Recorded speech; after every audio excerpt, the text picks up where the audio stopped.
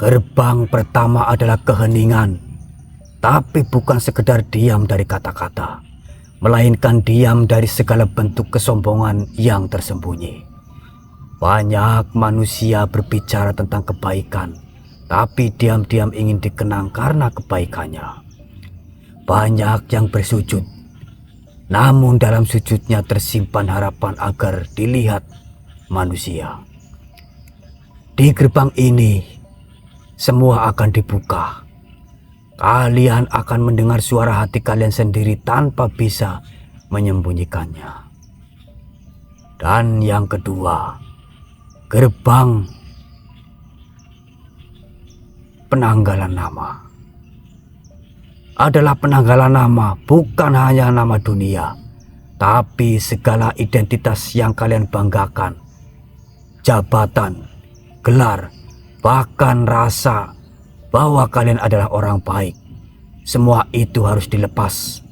Sebab di hadapan Godo Sukmo yang bernilai hanyalah hati yang kembali dalam keadaan suci. Jika engkau masih menyebut dirimu siapa-siapa, engkau belum siap menjadi siapa-siapa di hadapan cahayanya. Dan yang ketiga adalah gerbang cermin terakhir. Cermin yang memantulkan dosa yang belum kau kenali. Banyak dari kita merasa telah tobat dari semua salah. Tapi di cermin ini akan tampak dosa yang selama ini kita anggap kebaikan. Niat yang keliru, bantuan yang diselipkan syarat tersembunyi, dan senyuman yang penuh niat membalas. Jika kalian sanggup berdiri di hadapan cermin itu tanpa menyangkal, maka kalian layak membuka kelopak terakhir menuju Godo Sukmo.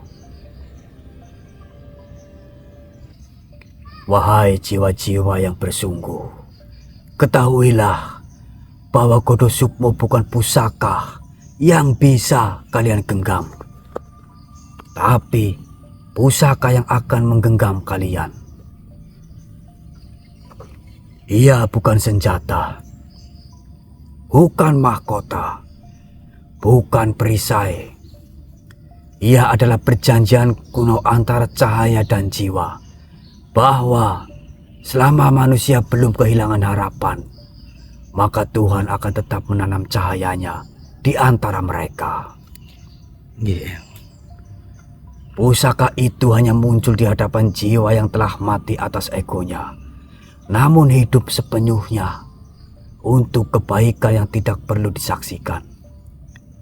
Jiwa yang mencintai bukan karena diingat, tapi karena tak sanggup tidak mencintai.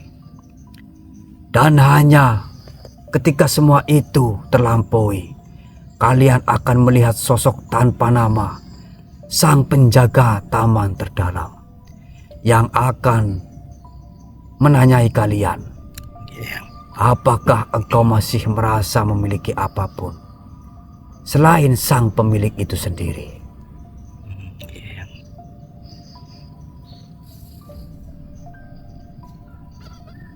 Jadi, wahai kalian yang berniat menjemput pusaka Tuhan, apakah kalian telah siap lenyap dari segala kehendak dunia?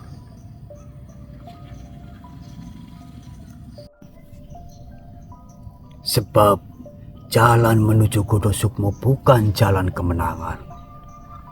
Ia bukan tempat bagi mereka yang ingin menjadi pemenang, tetapi bagi mereka yang ingin tiada lagi selain Tuhan. Selama masih ada secuil keinginan untuk diakui, maka Godo Sukmo akan tetap menjauh. Ia bukan pusaka untuk mereka yang ingin menjadi raja, tetapi untuk mereka yang telah rela menjadi tanah yang diinjak, tak terlihat namun menumbuhkan kehidupan.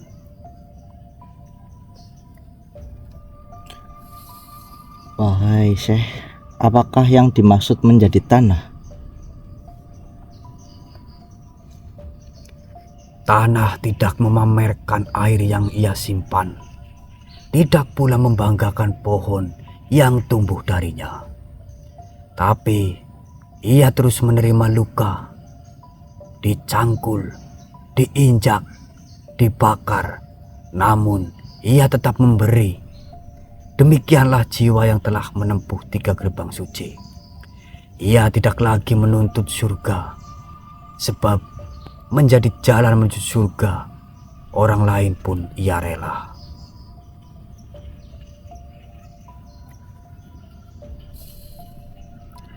Kalian akan diuji oleh masa lalu kalian sendiri.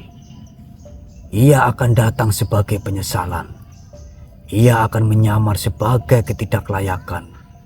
Tapi jangan kalian lawan. Terima, peluk, dan lepaskan. Kalian akan melihat semua nama dan gelar yang pernah kalian banggakan.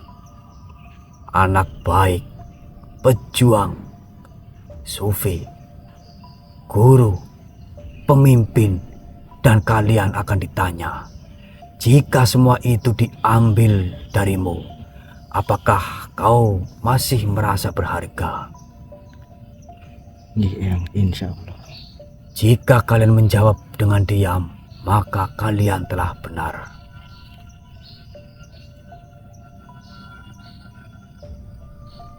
Akan datang pula cinta yang tampaknya suci, namun sebenarnya haus balasan. Cinta yang ingin dikenang, dipuji, diabadikan. Maka kalian akan tahu bahwa cinta sejati tidak butuh dikenang, cukup dirasakan Tuhan saja. Godo Sukmo bukanlah benda, bukan senjata. Ia adalah pantulan cahaya Tuhan di dalam diri manusia. Ia muncul hanya ketika cermin jiwa telah dibersihkan dari semua kabut dunia. Dan siapa yang mampu membawa pusaka itu bukanlah yang terkuat, tetapi yang paling lemah di hadapannya. Ia akan membawa umat kepada cahaya yang bukan membakar, tetapi menghangatkan. Ia akan menjadi tanda bahwa Tuhan belum meninggalkan dunia. Dan selama pusaka itu masih ada, maka dunia belum berakhir. Wahai kalian para anak-anak pejalan, masuki lapisan suci bukan untuk membawa pulang apapun. Masuklah untuk melupakan siapa kalian, dan pulanglah sebagai siapa yang Tuhan inginkan kalian jadi.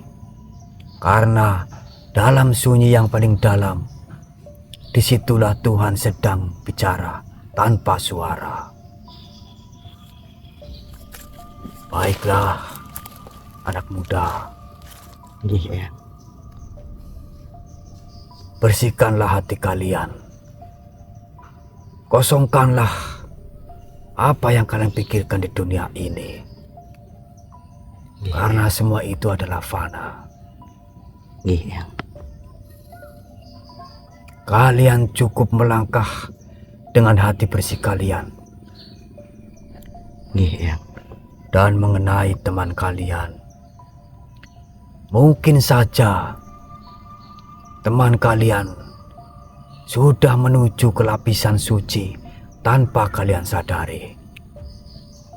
Iya. Karena sebelumnya teman kalian memang sedang dibicarakan oleh kalangan golongan para jin. Begitu.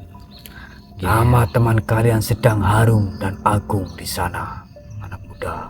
Iya. Kau boleh saja khawatir, akan tetapi kau percayalah dengan hatimu. Iya. Semua itu pasti akan ada jalan keluar dan akan ada berkah di dalamnya. Diriku pamit, anak muda. Iya, silakan. Assalamualaikum warahmatullahi wabarakatuh. Waalaikumsalam warahmatullahi wabarakatuh. Masya Allah. Mas, Gimana, Jon? tadi yang dibicarakan apa? Itu Bang Tria sudah duluan. Maksudnya? Duluan menuju ke lapisan suci? Iya. Masa sih? Iya benar. Nanti sampean simak saja. Oke Lur, Alhamdulillah. ini kita lanjut cari lagi. Semoga saja bisa benar ketemu. Allahu Akbar. Allahu Akbar. Bisa tiba-tiba kemasukan makhluk Lur. Assalamualaikum. Duduklah manusia. Diriku ingin memberikan sebuah ujian terhadap kalian. Ujian apa maksud? Duduklah terlebih dahulu. Baiklah.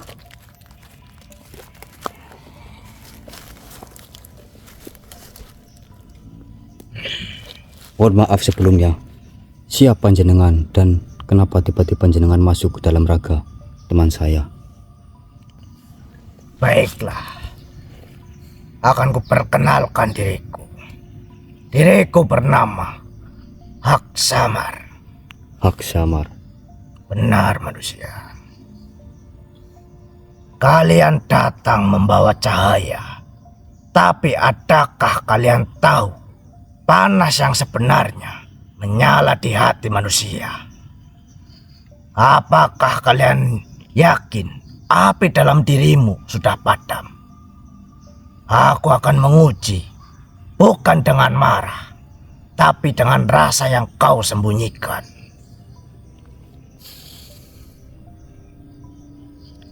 Ya.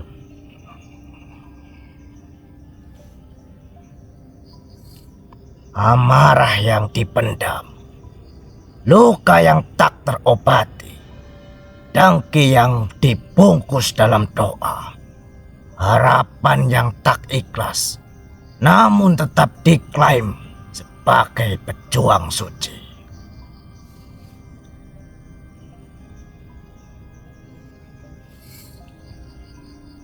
Api yang membakar hati bukanlah murka, tapi cinta yang memaksa. Pengabdian yang ingin dikenal dan doa yang ingin dibalas. Itulah panas tersembunyi kalian.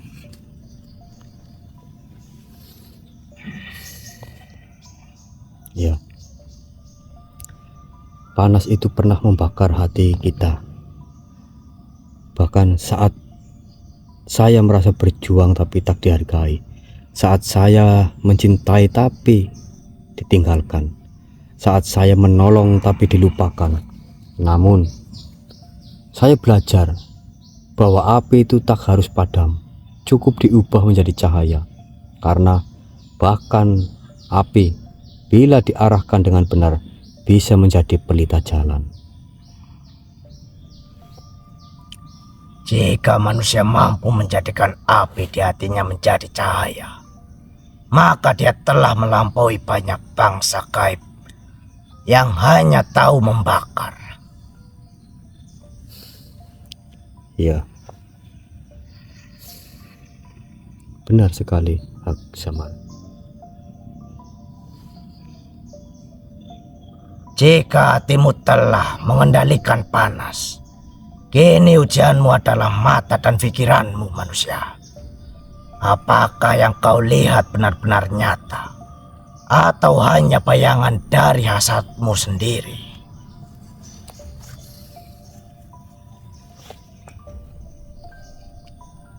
Ada yang melihat keluarganya, ada yang melihat kejayaan masa lalu, ada yang melihat dirinya sedang duduk di tahta emas, disanjung jutaan manusia.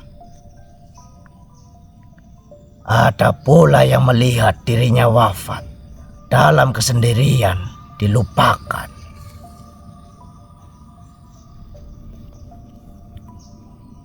Inilah ilusi hidup, ilusi yang membuat manusia terperangkap, ilusi kekuasaan yang dianggap sebagai amanah, ilusi cinta yang sebenarnya hanya cermin dari ego.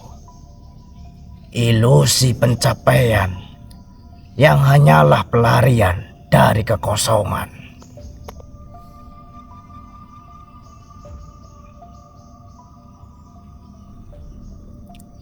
Kau ingin dikenal, kau ingin jadi cahaya, tapi benarkah semua itu bukan untuk dirimu sendiri? Ya, benar. Memang saya pernah ingin semua itu karena takut dilupakan. Takut hidupku tak berarti. Aksamar. Tapi aku sadar, makna bukan berasal dari dunia, tapi dari bagaimana kita memberi meski dunia tak melihat.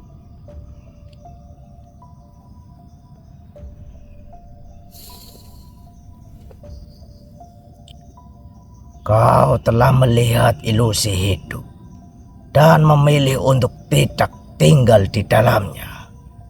Sedikit sekali makhluk yang mampu melangkah keluar dari kepalsuan yang terasa manis.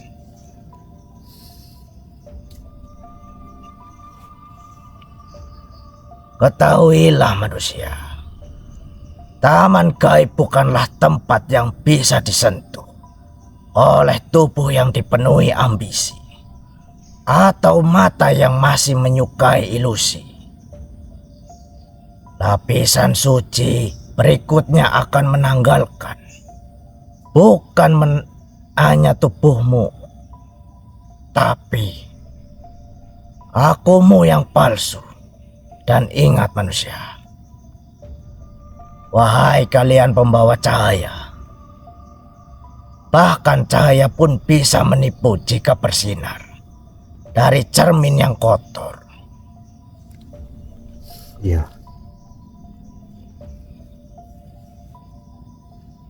Benar sekali, Aksamar. Akan tetapi memang kami di sini kami tidak berniat untuk membawa apa-apa. Kami hanya menjalankan apa yang memang sudah diperintahkan. Seperti itu.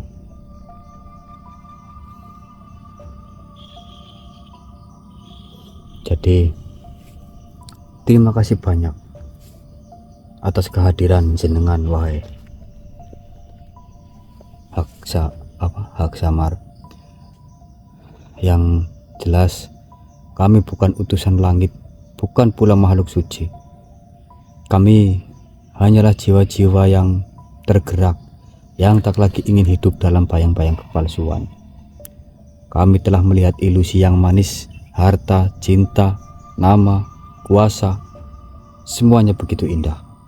Sampai kami sadar, semua itu hanyalah perpanjangan dari rasa takut dan kekosongan. Kini kami tahu, wahai makhluk Aksamar, bukan tentang apa yang tampak, tapi apa yang bertahan saat semuanya runtuh. Dan yang bertahan adalah kasih, niat murni, dan kebenaran yang tak menginginkan pujian.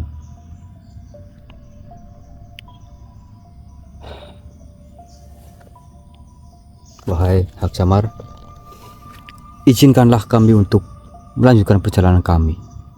Apakah diperbolehkan? Baiklah, diriku memperbolehkan kalian untuk melanjutkan perjalanan. Terima kasih Aksamar. Silakan kau keluar dan kembali bertugas. Baiklah, salam manusia. Wassalamualaikum warahmatullahi wabarakatuh. Ternyata tadi itu makhluk pengucil. Makhluk penguji. Iya. Baik Lur, untuk ya mungkin sedikit tambahan Lur, untuk kalian yang masih mengejar terang di luar sana, ingat, jangan kejar cahaya yang membuatmu buta, jangan kejar nama yang membuatmu kehilangan jiwa, jangan kejar cinta yang tak mengenal pengorbanan. Jika kalian ingin menuju sesuatu yang memang kalian banggakan atau mungkin terpenting dalam hidup kalian, bersihkanlah dahulu cermin hati kalian Lur. Kita sama-sama belajar gitu. Karena semua itu hanya akan tampak bagi mereka yang tak lagi melihat dengan mata, tapi dengan ruh. Seperti itu.